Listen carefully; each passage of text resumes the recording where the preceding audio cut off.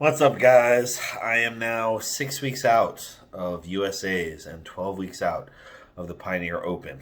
And so I wanted to take the opportunity to give you guys a little bit of updates on how my training's going, on how my diet's going, how my head is feeling, how my body's feeling, in the hopes that, maybe it can help you to improve your own training as well. Because obviously, when I'm in prep for both powerlifting and bodybuilding at the same time, things get a little bit complicated. And I think that explaining how I get through some of the difficult situations might give you some good ideas that you can apply towards your own struggles, whatever those may be. Whether you're prepping for powerlifting, bodybuilding, or just trying to get bigger and stronger, you're always going to come across roadblocks. And I think that oftentimes learning from other people, even if it's just anecdotal evidence, can be a very, very powerful tool. So that's the goal for today. Now, like I said, 6 weeks out of USA's, that's my bodybuilding show, to earn my pro card. To earn my pro card, I would need to win my weight class, which is the super heavyweight division. So the cutoff for super heavyweight is 224 and a quarter. Last year, I believe my low point in my diet was 229, so it just barely made the super heavyweight class. This year, I started prep at 261, and I'm currently 248.6 this morning. So Shelby, my current diet coach, he wants me to be in shape somewhere between 3 and 5 weeks out. So we have 1 to 3 more weeks of dieting. The way it's looking right now, I should be on stage somewhere around 245 pounds. So that's about a 15-pound gain in a year, which I'm pretty happy about. I think that's really powerful, especially because I was able to bring up a lot of my weaknesses during this off season. I was able to gain some size on my arms and shoulders. I was able to improve my waist control dramatically, and I was able to improve my posing. So I feel good about where I'm at in terms of bodybuilding.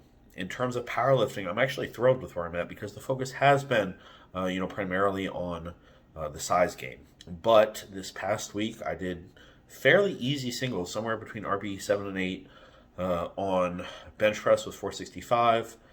Squat, I took 665 and 140 pounds extra in chain. And then deadlift, I worked up to 735 for 5. And none of those were PRs, but given how easily they moved, I feel very, very good about that as well. So my goal for the Pioneer Open, which is in 12 weeks, it'll be my first powerlifting meet back in about 2.5 years. My only goal is really to PR over my best ever total, which is 2039, but I did that at 198, and I'm going to be 242. So I would like to, best case scenario, I'm totaling over 2,200. And that would look something like an 855 squat, probably 507 bench, and maybe an 838 deadlift. The thing that I feel is really holding me back in strength right now is my deadlift grip. So I'm doing a lot of grip-specific work, which kind of doubles as arm work sometimes. And I'm also making sure to do a lot of practice singles without straps. I'm including strapped work in my deadlift, the 735 for 5 with strap, including that because I want to make sure that I do keep gaining strength along with, overall strength along with grip strength. Obviously, if you can pull 900 with straps, 800 is going to feel a lot easier in your hands than, if 800 is your 1 rep max. So that's the theory there. Again, overall, I'm very, very pleased with where I'm at. I won't lie, my energy levels are pretty low, in case you couldn't tell. Shelby is giving me plenty of food, but my activity is very high, and my body fat percentage is fairly low. And so that combination just leads to a lot of fatigue. I'm managing it, honestly, with stimulants. I've moved up to 1.5 scoops of pre-workout from True Nutrition, and then I'm also supplementing with either, I have Adderall prescribed, so I sometimes use that at 5 milligrams or ephedrine at 8 milligrams. And I try to limit myself to 2 or 3 times a week max on those to get through my heaviest training sessions. Along the same lines, I'm making sure that I train after my first meal in the morning so that I can have as much energy as possible. It does make the rest of the day suck. It kind of gets long and I get pretty tired by the end of it, but that way I make sure I get the most out of my training possible. My current split is pretty complicated. You can check it out in the description below, but I have 7 sessions per week. 4 of those sessions are geared towards size and 4 are geared towards strength. And by making sure that the sessions are very short, very intense, and very goal-directed, I'm able to tolerate that frequency. And then I'm also able to progress, which is pretty fantastic considering that I'm in a fairly aggressive caloric deficit right now.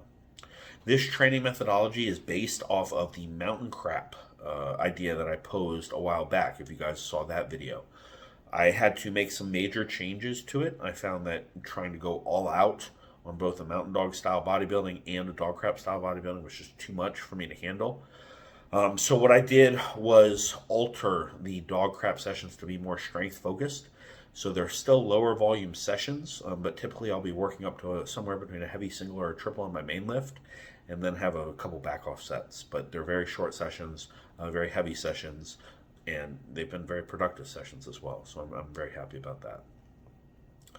Moving forward, I have 5 more weeks here in Tampa. I'm training at MI40 Gym with my training partner Taylor Gone, and then also another client of Shelby's, Rachel Daniels, who's also an Olympian. She placed 7th last year. So I have a great training crew around me. 5 more weeks here, and then we're headed out to Phoenix for a week for the USA Championships, and then we're going up to Portland for a month to train with the Kabuki Strength guys leading up to the Pioneer Meet. You guys know I've worked very closely with Chris and his team in the past. I have nothing but incredible things to say about them, so I'm really grateful that they're going to help me to be in the best possible shape I can for my return to the platform.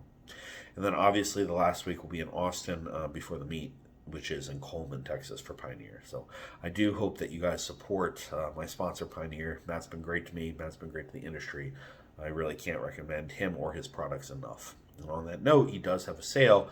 July 4th weekend is probably your best bet to get in. If you have any Pioneer stuff you want to buy, everything will be 17.76% off.